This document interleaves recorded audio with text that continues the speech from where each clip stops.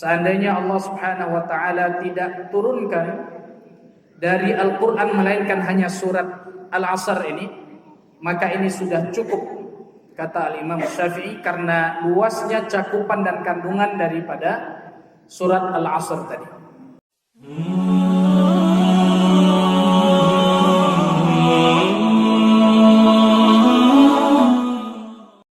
Sebagaimana disebutkan oleh Allah Subhanahu wa taala dalam surat Al-Asr, wal 'asri innal insana lafi khusr illa alladzina amanu wa 'amilus solihati wa tawassaw bil haqq wa tawassaw bis sabr. Demi masa sesungguhnya kita ini adalah orang-orang yang merugi kecuali orang-orang yang beriman dan beramal soleh, lalu mereka saling menasihati dan berwasiat dalam yang hak dan kesabaran. Al-Imam Syafi'i rahimahullahu ta'ala menyebutkan bahwa lau lam yunzilillahu khaira hadhihi surah minal qur'ani lakafathu. Seandainya Allah Subhanahu wa ta'ala tidak turunkan dari Al-Qur'an melainkan hanya surat Al-Asr ini, maka ini sudah cukup, kata Al-Imam Syafi'i, karena luasnya cakupan dan kandungan daripada surat Al-Asr tadi. Kita bersyukur kepada Allah atas nikmat yang Allah berikan, atas kesempatan yang Allah berikan, terutama nikmat keterbukaan hidayah untuk kita melangkahkan kaki ke masjid yang kita cintai ini. Begitupun nikmat kesehatan dan kesempatan yang disebutkan oleh Nabi sallallahu alaihi wasallam dalam hadis yang sahih, ni'matani maghbunun fihima katsirun minan nas. Ada dua nikmat yang banyak sekali manusia tertipu di dalamnya. Yang pertama as-sihhatu, yang kedua al-faragh. Yang pertama adalah kesehatan dan yang kedua adalah kesempatan. Jadi mungkin banyak orang sehat, banyak orang sempat, tapi Allah Subhanahu wa taala tidak jadikan dia mendapatkan taufik sehingga dia tertipu dengan dua nikmat ini. Maka kita bersyukur dengan dua nikmat yang Allah berikan ini, sehingga kita bisa melangkahkan kaki menuju Masjid Fatahillah yang kita cintai ini. Ikhwani wa akhwati, tahabbani Allah wa iyyakum. Kemudian salawat dan salam kepada Nabi kita, Nabi Muhammad sallallahu alaihi wa alihi wasallam. Beliau adalah Nabi junjungan kita, suri tauladan yang menjadi panutan dalam hidup kita. Dan kita berharap suatu saat, atau kita berharap kelak pada hari kiamat, Allah Subhanahu wa taala kumpulkan kita bersama beliau dan diizinkan kita untuk minum dari telaga Kautsarnya, dan semoga Allah lindungi kita dari golongan orang-orang yang terusir dari telaga Nabi sallallahu alaihi wasallam yang disebutkan oleh Allah Subhanahu wa taala dalam hadis, innaka la tadri ma ahdatsu min ba'dik, karena engkau tidak tahu apa yang mereka perbuat setelah kematian. Ikhwani wa akhwati, bapak dan ibu, jamaah salat zuhur Masjid Fatahillah, a'azzani Allah wa iyyakum. Allah Subhanahu wa taala menjadikan kehidupan ini semuanya adalah ujian. Dan itu jelas sekali tertulis di dalam Al-Qur'an. Allah Subhanahu wa taala berfirman, Tabarakalladzi biyadihil mulku wa huwa ala kulli syai'in qadir. Allazi khalaqal mauta wal hayata liyabluwakum ayyukum ahsanu amala. Jadi Allah Subhanahu wa taala ciptakan kehidupan dan kematian, tujuannya adalah untuk menguji yang paling baik amalnya. Jadi bukan diciptakan kehidupan ini untuk siapa yang paling banyak hartanya, atau siapa yang paling tampan wajahnya, atau siapa yang paling kuat fisiknya, siapa yang paling tinggi jabatannya. Hidup ini dari mulai kita lahir sampai wafat nanti, kata Allah Subhanahu wa taala, liyabluwakum ayyukum ahsanu amala. Tujuannya adalah yang paling utama untuk menguji siapa yang paling baik amalnya. Karena tujuan akhirnya adalah akhirat. Makanya kata Umar bin Khattab radhiyallahu anhu, hasibu anfusakum qabla an tuhasabu.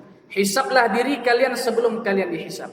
Ini selaras dengan hadis Nabi sallallahu alaihi wasallam dalam hadis riwayat At-Tirmizi. Nabi sallallahu alaihi wasallam bersabda, al-kayyisu man dana nafsahu wa amila lima ba'dal maut.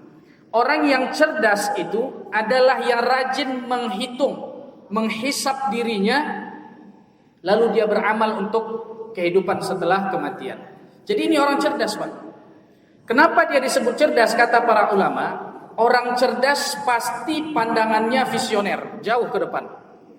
Dia tidak akan memperhitungkan sesuatu yang hanya faedahnya untuk jangka pendek.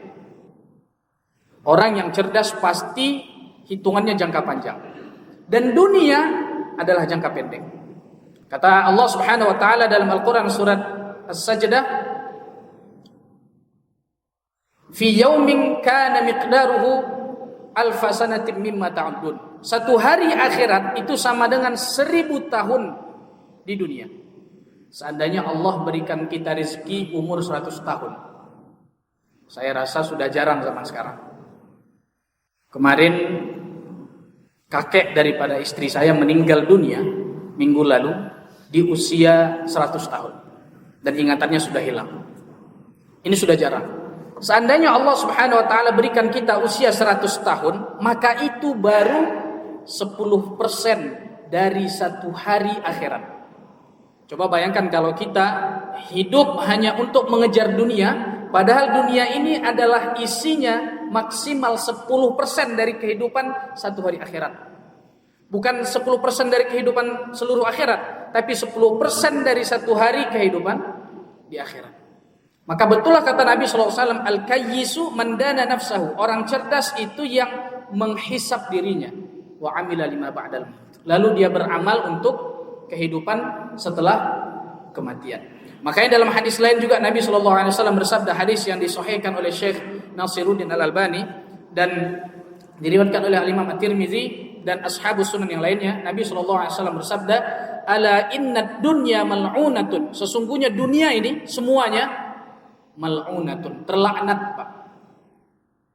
Dunia ini terlaknat semuanya, illa, ada pengecualian, zikrullah, mengingat Allah, wa ma wala, yang isinya ketaatan, au alimun, atau orang yang alim, au muta'allimun, atau orang yang belajar duduk di majelis ilmu. Ini keluar dari lingkup laknat tersebut. Ini sesuai dengan firman Allah Subhanahu wa taala tadi, bahwa orang yang di dunia ini merugi kecuali orang-orang yang beriman dan beramal soleh. Inilah yang disebut dengan zikrullah wa mawalah, mengingat Allah dan taat kepada Allah. Ini yang pertama. Kemudian wa alimun, orang yang alim, au muta'allimun, atau orang yang belajar agama. Maka kehidupan ini adalah ujian, sehingga potensi lil husuli 'alal humumi wal ghumum besar. Potensi untuk kita ditimpa kesedihan, kegalauan, gundah gulana itu besar.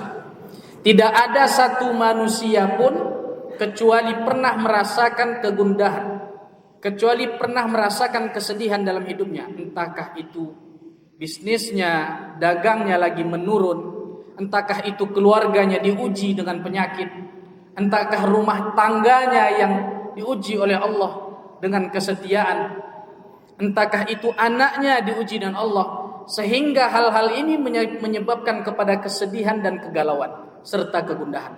Ini adalah fitrah manusia. Adakah orang yang terlepas dari ini? Enggak ada. Apakah Nabi merasakan ini? Merasakan. Ketika Nabi SAW kehilangan anak laki-laki terakhirnya yang lahir dari seorang wanita dari Kristen Koptik, kemudian dimasukkan ke dalam Islam, yang bernama Maria Al-Qibtiyah. Lalu dia melahirkan seorang anak laki-laki yang sangat dirindukan oleh Nabi SAW yang bernama Ibrahim, meninggal dunia pada usia masih kecil, 2-3 tahun. Apa kata Nabi SAW? Innal aina latadma, mata mengalir airnya. Wa innal qalba la yahzan, hati sedih. Wala naqulu illa bima yurdillaha rabbana inna lillahi wa inna ilaihi raji'un. Dan kami tidaklah mengatakan sesuatu kecuali yang diridhai oleh Allah Subhanahu wa taala, yaitu inna lillahi wa inna ilaihi raji'un.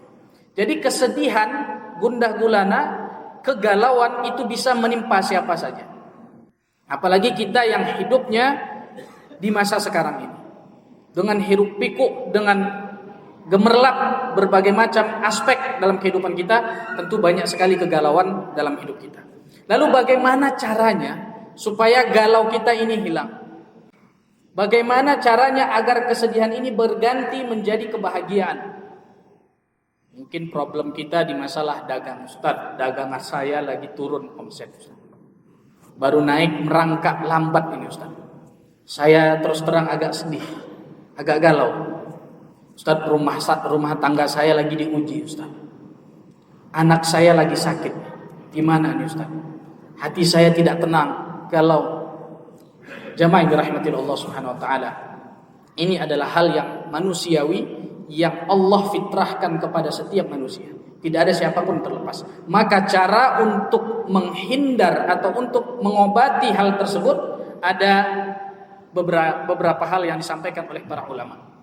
Yang pertama, al-luju'u ilallahi subhanahu wa ta'ala. Kembali kepada Allah Azza wa Jalla.